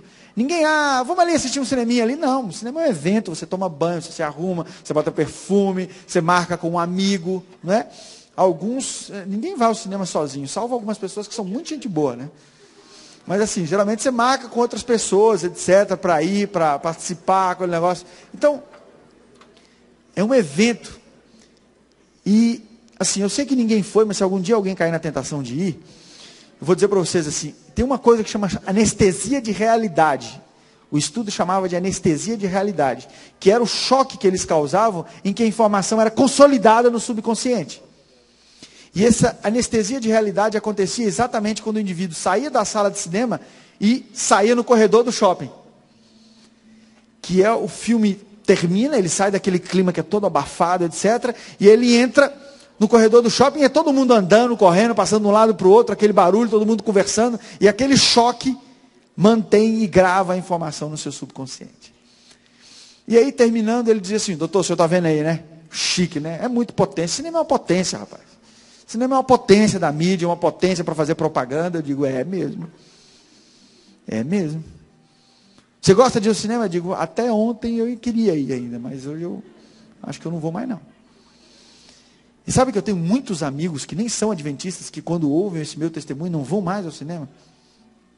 Tenho vários amigos, vários, que não vão mais ao cinema. E sabe que aquele gerente de marketing olhou para mim e disse assim, tem um detalhe, viu? Nós estamos aperfeiçoando. E tem um laboratório que está trabalhando para nós, que nós vamos ter 100% de acesso ao subconsciente. E esse sistema vai chamar IMAX. Ou IMAX, né, para tradução. E, não sei se vocês estão percebendo, mas a Era de Gelo 3 e 4 já saiu no sistema IMAX. Né? É o 3D. Né? É o 3D e eles estão aperfeiçoando. As televisões 3D já aumentam também o poder de influência sobre o cérebro. E vejam, agora, só um contexto, irmãos. Filme Crepúsculo, última cena. Né? Filme Crepúsculo, última cena. Vocês vão ver como é que Lúcifer trabalha. Não tem nada mais demoníaco do que coisa de vampiro. Concorda, não? Vampiro é o único que viver eternamente é uma maldição. E morrer é uma bênção. De quem é essa teoria, irmãos? Parem para pensar nos vampiros. Olha, viver eternamente é uma maldição. Mas morrer, ser mortal e não viver mais é uma bênção. Eles chamam como aquilo que faz viver eternamente? Chamam de veneno. Já pararam para pensar nesses pequenos detalhes? Não? Imagine isso no seu subconsciente ali, ó, latente. Né? Você tem um problema e a informação que o seu subconsciente vai mandar é esse. Né? E a última cena do filme Crepúsculo, assim, eles fazem uma cena bonita, né? Um rapazinho bonitinho, branquelo, mas bonitinho, né? Outro rapaz branquelo ali, tal, rico, num Volvo C60 ali. Nunca vi vampiro pobre, né? Só tem vampiro rico, né? Já viram? Vampiro rico o negócio. E ele estava ali, o mais pobre mora num castelo, né? Imagina. E ali com aquele Volvão bonitão ali, forte, né? Ele é forte, ele é rápido, ele é tudo chique demais. Vampiro é chique, né? E ali, tal vampiro, e aí vem uma mocinha raquítica, né? Tudo magrela, tá? E aí o vampiro diz para ela, invertida, irmãos, com as devidas inversões, hein? O vampiro olha para ela e diz assim, cara, quando eu olhei isso, quando eu assisti esse filme, porque tinha uns alunos meus adolescentes que tinham assistido esse filme, aí eu fui assistir. E aí tem uma partezinha que ele diz assim, para quê que você vai viver eternamente?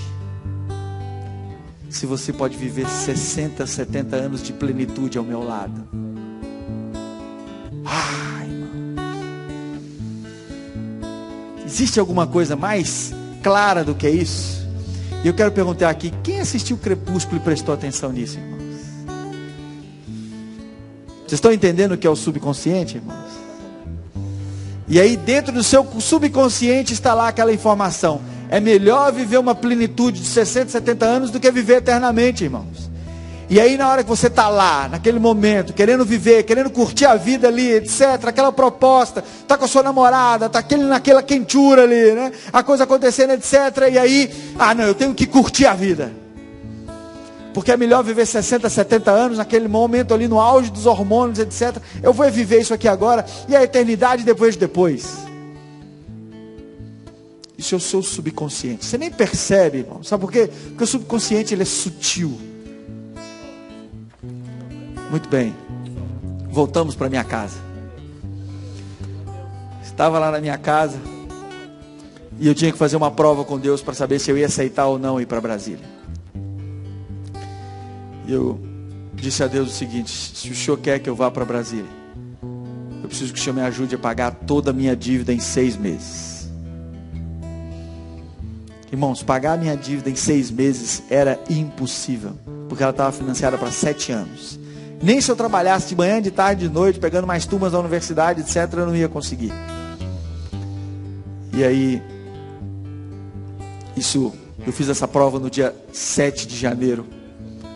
E no dia 7 de janeiro ia reabrir os tribunais. Aqueles que são advogados aqui sabem que tribunal nenhum julga durante as férias forenses. Naquela época já não existia mais férias forenses. Mas juiz nenhum, todo mundo tem férias em janeiro.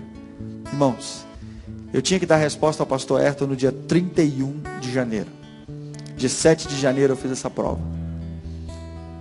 Do dia 7 de janeiro ao dia 31 de janeiro, todos os meus processos foram julgados. Ninguém recorreu. Todos os acordos do escritório pendentes na minha parte foram fechados. Todas as pessoas que deviam no escritório pagaram. A minha secretária chorava, porque eu tinha contado para ela, ela chorava, que foi? O seu fulano está aí, ele disse que veio pagar. Sabe, irmãos? E o pessoal da minha equipe dizendo, mas doutor Luigi, você é o que a gente sempre sonhou ser, e agora o senhor vai largar a mão de tudo. Eu digo, vocês não estão entendendo. Vocês não estão entendendo o que está acontecendo. Vocês não estão entendendo o que está se passando aqui. Dia 30 de janeiro, antes de eu viajar para Brasília, à noite, terminei de fazer as contas e eu não devia mais 1 centavo. Toda a minha dívida de 7 anos tinha sido paga em 25 dias. E eu disse, Senhor, eu só tenho mais esse carro. Eu tinha acabado de comprar um Honda Civic. Eu digo, eu só preciso vender esse carro, porque eu não vou levar a dívida dele para Brasília. Mas eu já sei que o senhor quer que eu vá, e eu vou assim mesmo, se for o caso. Toca o telefone, irmão. Era o meu vizinho do lado, dizendo: Luigi, o nome da esposa dele era Sandra. Ele dizia: Luigi, Sandra está querendo um carro. E ela viu esse carro preto aí parado na sua garagem aí, é um novo que saiu, né? Eu digo: quer vender esse carro? Eu digo: quero. Quanto você quer? E eu disse quanto eu queria. Ele disse: não, vou pegar a chave e vou dar uma voltinha com ela, porque amanhã eu faço a TED para sua conta. E aí, irmãos, eu vim para Brasília. Assumi a diretoria jurídica da divisão. O Dr. Misael e o Dr. Eires se aposentaram. E hoje nós já expandimos a equipe para 100 advogados. Vou dizer a vocês uma coisa. Eu também tive que me adaptar, viu, Fernanda? Eu também tive que me adaptar. Não foi fácil, nem para mim, nem para minha esposa. Mas posso dizer uma coisa para vocês. Eu sou o advogado mais feliz do mundo. A igreja tem muitos desafios, mas sabe o que é dormir sabendo que eu advoguei para Deus naquele dia? Meu relacionamento de intimidade com Ele tem sido cada vez maior, irmãos. E a minha oração é sempre assim: Senhor, se a igreja errou, que o Senhor faça justiça através das minhas mãos. Se a igreja errou, eu quero perder o processo. Agora, se a igreja acertou, aí eu vou até o final. E nós vamos brigar duro. Irmãos, eu não vou, quando a perseguição começar, eu não vou sair das grandes cidades. Eu vou ficar. Eu vou ficar porque eu vou ficar defendendo os últimos missionários que ainda vão estar pregando. Fabiana Bertotti disse que os jornalistas também vão ficar para fazer a cobertura, né? Mas um novo adventista a cada 31 segundos. Vocês sabiam dessa nossa estatística? Uma nova igreja a cada 4 horas no mundo. Está próximo, irmãos. Veja, Deus disse que seria pregado o evangelho em todo o mundo. E vocês viram aí o Impacto Esperança, irmãos. Irmãos, vocês estavam aqui, vocês não viram. Mas a gente que estava lá, sabe que chamaram o pastor Ayrton de louco com esse programa, né? Você é louco fazer uma coisa dessa, etc. A igreja distribuía 2 milhões de revistas, você vem agora com a ideia de não sei quantos milhões de livros, etc. Sabe que nós começamos a fazer aquele projeto ali, e aí o nosso site tinha 800 mil acessos, 800 acessos por minuto, 600 acessos por minuto. No dia do Impacto Esperança, irmãos, nós tínhamos pouquíssimos acessos por minuto. A gente começou a ficar triste, né? Um dia antes, poxa, tão poucos acessos. E aí a igreja se reuniu de manhã na primeira distribuição de livros que nós íamos fazer. E nós pensamos assim: poxa, tão pouca gente acessando o site, o www.esperança.com.br. Puxa, será que isso é a vontade de Deus mesmo? Nós gastamos tanto dinheiro da igreja, investimos tanto dinheiro nisso. Estamos todos ali ansiosos na divisão. E aí, irmãos, sabe que as pessoas que têm os nossos sites hospedados, ninguém acreditava que nós íamos ter mais de 3 mil acessos. Eles diziam: não, nem precisa, etc. Então, mas nós vamos ter mais acessos.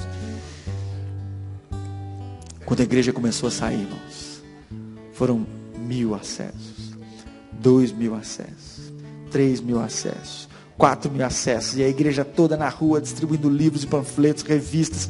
5.000 acessos, 6.000 acessos, 7.000 acessos, e as pessoas fazendo estudo bíblico. 8.000 acessos, e aí o site começou a travar. Nós fomos tirando as travas todas dos sites, todo mundo dizendo: o que está acontecendo aí na América do Sul, o que vocês estão fazendo? E aí aquela coisa continuou, e nós começamos a investir nisso. E aí 10.000 acessos, 15.000 acessos, 20.000 acessos, 23.000 acessos, 31.000 pessoas por minuto aprendendo da palavra de Deus. Irmãos, nós achamos que Jesus ia voltar ali, sabe? Eu já liguei até para despedir de alguns amigos meus, mas Jesus não voltou. E sabe o que mais tem me preocupado? É que possa ser que Jesus não voltou por sua causa, porque se ele voltasse hoje, você estaria perdido. Eu queria que o irmão Fernando viesse aqui à frente. Já está aí, né, irmão? Ainda bem que eu não tinha te visto antes, né? O irmão Fernando vai cantar uma música. Mas sabe, irmãos, a proposta hoje é que todos vocês passem a devolver 90% e viver do dízimo. Se puder financeiramente, ótimo. Se não puder, o seu tempo livre passe a devolver em oração, em comunhão, em evangelismo, em falar do Senhor, em estudar, em se aperfeiçoar. Veja, professores de teologia, os alunos de teologia, não precisam nem de falar para eles. Vocês são muito loucos de assumir toda essa responsabilidade sobre vocês, porque vocês vão receber a unção de Deus. Irmãos, só de imaginar o peso da unção de Deus, eu nem sei o que dizer. E Jesus vai ser o fiador de vocês. Imagina, está na hora de vocês devolverem 90% e viver do dízimo. Todos nós. Eu sei que vocês têm dons, porque nós estamos no meio de universitários, aqui está cheio de dons, né? Eu estava falando com o pastor Mérito, pastor, como é fácil fazer uma vigília dessa aqui, né? Cheio de talentos. Eu vou para algumas igrejinhas aí, irmãos, ó, para fazer um monte de coisa. Aqui com essa, o senhor pode até ter desagradado alguns porque não teve espaço, né? De tanta gente que tem para trabalhar aqui, cheio de talentos, mas como é que está a distribuição desses seus talentos? Como é que está o seu pacto com Deus? Você já chamou Deus para ser seu parceiro mesmo? Da mesada que você recebe do seu pai, que é pouco, eu sei. Alguns são muitos, né? Mas aqueles que recebem pouco, eu quero fazer um apelo para vocês. Está na hora de vocês começarem a ser fiéis como eu fui. E se puderem ser mais, melhor ainda. Sabe, um pacto, 10% do dízimo, 10% de oferta. Eu disse, não, mas é muito para mim. Eu disse, isso é sacrifício, irmãos. É oferta de sacrifício. O que vai valer esse sacrifício todo seu lá na frente? Oferta de sacrifício, irmãos. Nós estamos aqui temporariamente, mas nós estamos indo para um outro lugar. E a proposta agora é que quem estiver disposto a colocar os dons nas mãos de Deus, enquanto o Fernando canta, se quiser vir aqui para frente, o pastor Ranieri vai fazer uma oração. Quem vai fazer a oração? O pastor Ranieri está por aqui? Já está aqui? Nós vamos cantar também. Então nós vamos cantar junto aqui na frente, então, né? Então vejam, o doutor Fernando vai cantar. Mas eu queria saber aqui, não interessa a sua idade, não interessa a situação. Eu sei que você tem um desafio para seguir. Eu sei que você quer dar uma oferta maior ao Senhor, do seu tempo, dos seus dons, do seu dinheiro, dos seus resultados. Esse é o seu momento, o momento de estabelecer um momento de sacrifício na sua vida. Enquanto ele canta, se você tem esse desejo de fazer esse pacto com Deus, vem aqui à frente.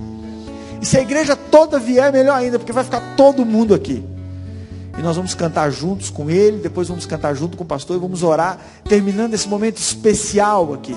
E aqueles que estão de jejum, tenho certeza, vocês nem fome estão sentindo agora, porque vocês estão sentindo a plenitude do Espírito Santo. E vocês hoje foram vitoriosos, porque você mostrou para o seu apetite que quem manda na sua vida é o Espírito Santo. Aproveite essa experiência que você adquiriu com o jejum e aplique a tudo na sua vida. Quem manda na sua vida é o Espírito Santo. E o poder de Deus tem muito a te ajudar. Deus lhe abençoe muito. E lembre-se de orar por nós também nesse ministério da advocacia. Deus abençoe.